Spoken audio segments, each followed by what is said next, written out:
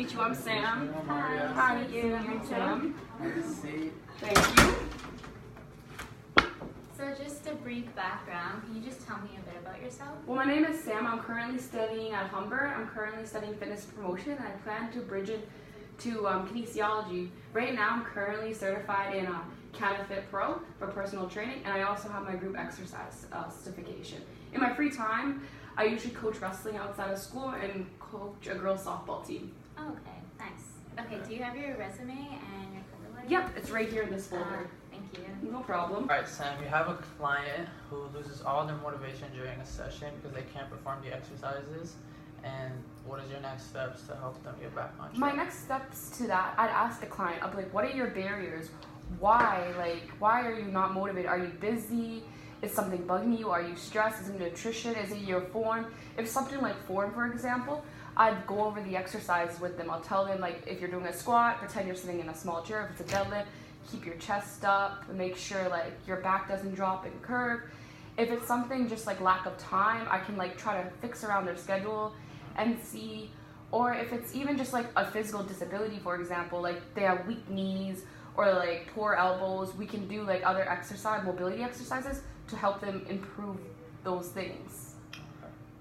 Alright, so say that same situation, what would you do if your client was male versus if your client was female? Well, first off, I try to build a relationship with them. Like, in general, I don't think gender would make a difference because everybody has their own, what motivates them and what they would like to do. So if I had a female client, I'll just, like, build a relationship with her the same as I would do with a male client. I ask what's their barriers, what's their lifestyle, like, what's their job? Is their job, like, hard work? Are they bending over all the time? Are they sitting in a desk all day? Because if they're sitting in a desk all day, and then they come to work out, of course they're not going to be motivated because they were just sitting down for like 10 hours a day. So I guess it really depends on their lifestyle, their family, if they have kids to take care of, or just like life in general.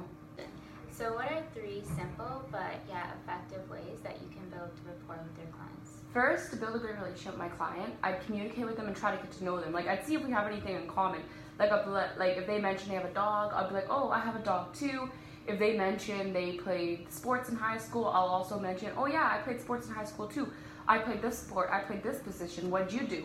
So I try to build like, I guess, a relationship with them, try to find common ground so we have something to talk about, so it's not just me looking at them working out with like no conversation at all.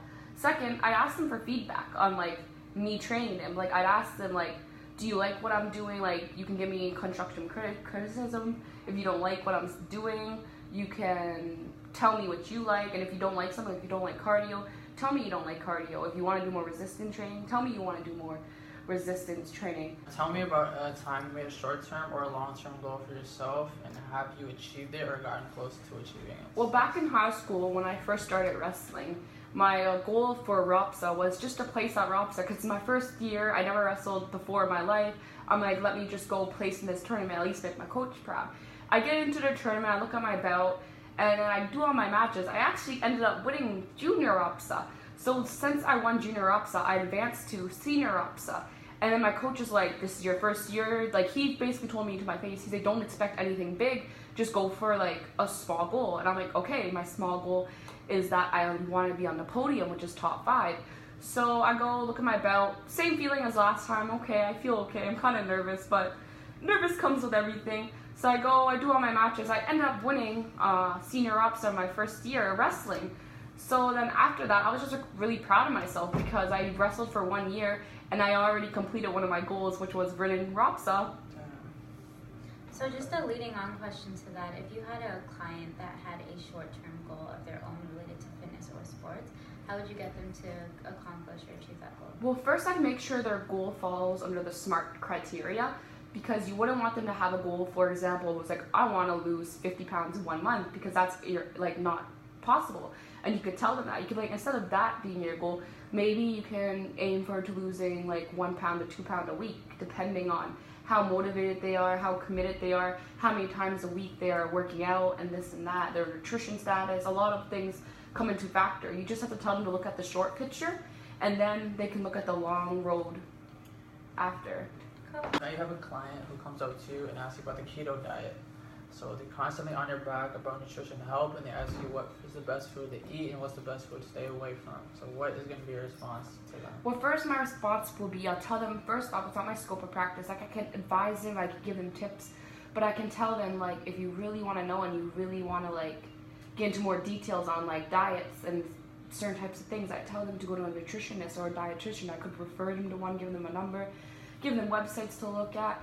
Like I tell them to like best of my knowledge, like the most I know about that diet.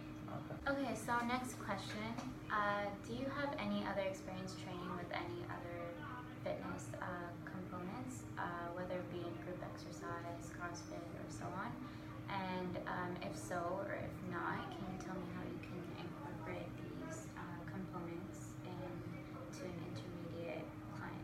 Well, I'm certified in personal training through CanFit Pro, and I'm also certified in group exercise through Ontario Fitness Council. And currently, right now, I'm studying to be an instructor to be able to teach like CrossFit. And also, with all my years of wrestling experience, softball, I feel like depending on the client, depending what they specialize in, let's just say they specialize in football, we do more like upper body work, lower body work, stamina, depending on their position, if they're quarterback, if they're linebacker, or if they're a soccer player, we'd focus more on their stamina and their leg workouts rather than upper body, because in soccer, you don't really need to use your upper body much. And I just incorporate whatever their sport is into that aspect. Okay, so explain to me a time where you had a conflict with a client or coworker and how you resolved it. Well, one time at my other job, I was actually training a client, and it was like during peak hours. So like there was like no machines available. And like the only machines available were like treadmills and ellipticals, but my client hates cardio and didn't want to do anything. He wanted to do resistance training. So I took him to the side, we grabbed weights and stuff, and we were like doing like body weight exercises, lunges and stuff. He didn't enjoy it, he was still upset. He's like, oh, why can't I use the machine? I'm paying this and that. I told him, I'm like, yeah, we're not using machines, but over here, we're still hitting the same muscle activation and everything. This is still gonna be the same way as if you were to use the machine. So after I informed him and educated him a bit about like doing different exercises, he actually thanked me at the end and said, thank you, I learned this. Thank you for coming. Did you have any questions for us? Yeah, what is your guys' like ideal candidate? What are you guys looking for in a personal trainer?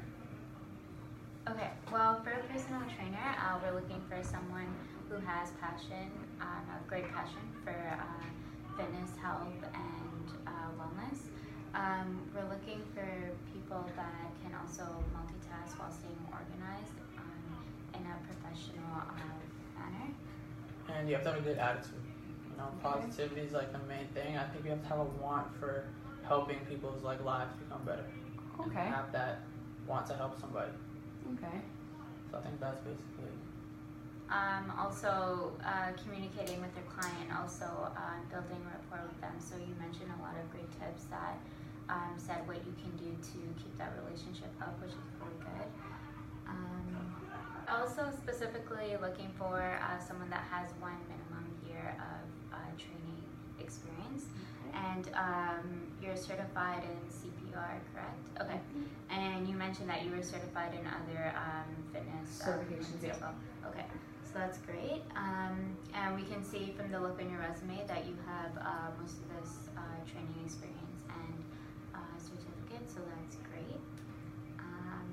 So yeah, do you have anything else that you want to ask? No, that's all. Thank you so much for your guys' time. Thank you for coming in. Thank you for your time. Thank you. Much for your time. We'll contact you sometime this week. What's best for your contact? Is it Email, phone, anything, whatever you guys prefer. I'm fine with anything. Okay. Okay, great. All right, it was nice meeting you guys. I hope to see you guys in the future.